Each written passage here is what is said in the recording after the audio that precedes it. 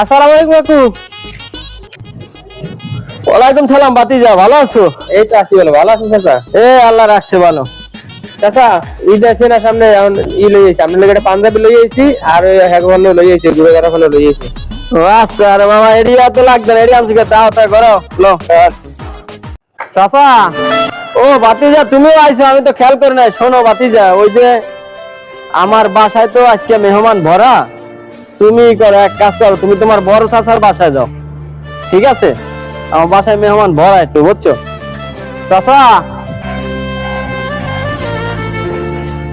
এই নাতির পুত,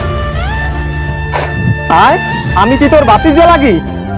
বাতিজা তো তোর টাকা, এই যে টাকা তোর বাতিজা, এই টাকা তোর বাতিজা রে।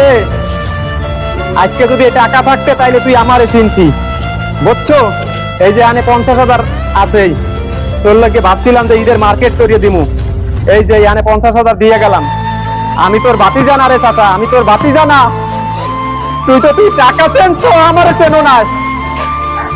এই টাকা চেনছো, এই টাকা।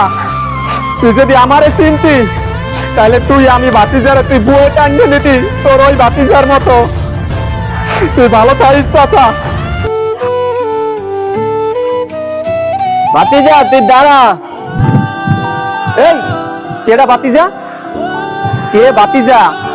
হ্যাঁ বাতিজা, আমি তোমার চিনতে পারি নাই, আমি টাকার মায়ায় অন্ধ হয়ে গেছিলাম।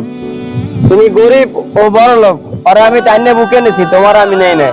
আমার ভুল হয়েছে বাতিজা। ভাই চলো ঘরে চলো, মাফ করে দাও ভাই, চলো। বুঝতে পারি নাই।